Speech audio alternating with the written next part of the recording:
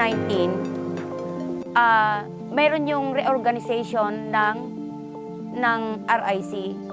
Marami na rin yung fund namin. Mahigit 100,000 cash on the bank sa ngayon. Kasi yung dating pera namin, siyempre nakikita niyo naman yung improvement ng aming area. Ako si Patricia Narne, na taga Barangay Santa Maria, Alicia, Isabela. Ako rin po yung RIC Rural Improvement Club President.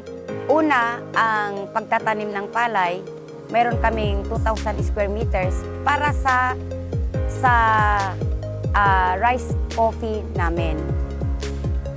Meron din yung paggagawa ng Bignay wine, calamansi wine. Pero yung taong yan, instead na lalabas kami, meron po itong gulayan, meron yung pumupunta dito na nagtatanim, nagdidilig, naglilinis, upang sa ganon, doon na sila kukuha ng kanilang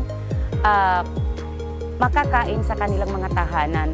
Kasi po noon ay bawal ang lumabas. Meron din kaming vinegar na out from pineapple kasi may mga tanim din kami.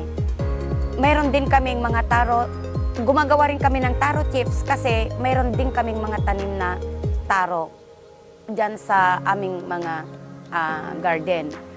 Marami rin kaming pananim na gulay. Maluwang ang aming gulayan, kaya marami rin ang nabebenefitan dito.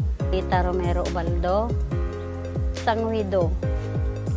Nakatira po dito sa Santa Maria, Alicia, Isabela.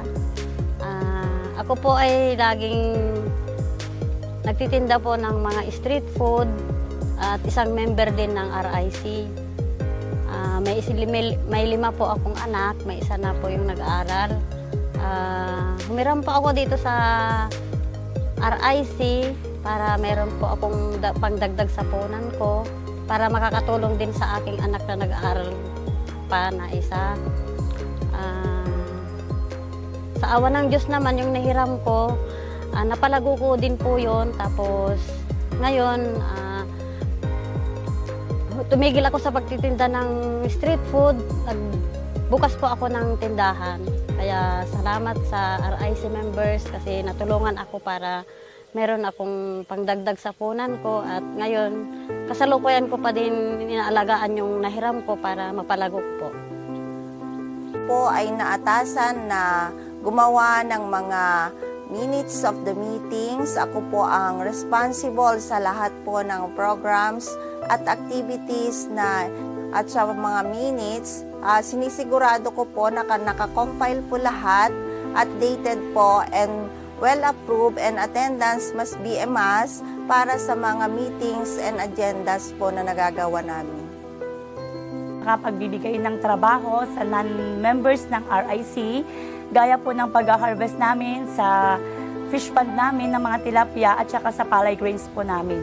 Kasi hindi po namin ma-accommodate lahat ng trabaho, kaya kumukuha po kami ng ibang manpower po. At binibigyan po namin sila ng sahod. Ang RIC dito sa aming barangay ay laging sumusuporta at tumutulong sa lahat ng programa ng aming barangay. Kagaya ng cleanliness ng surrounding, paglilinis sa barangay road at drainage canal. Magandang araw po sa ating lahat. Ako po si Alona Andrada, OIC Municipal Agriculturist po ng Alicia Isabela, at the same time RIC Coordinator po. Bilang coordinator, ang RIC Santa Maria kasi is very empowered women organization. Nakita ko yung gaano yung lakas ng response nila sa ating mga programa. Nakita ko yung abrupt growth ng kanilang population, ng members, at saka hindi lang yan, economically talagang nag-improve po sila. Makikita nyo po sa scrapbook nila yung financial asset po kung gaano lumobo dahil sa kasibagan at pagkakaisa nila.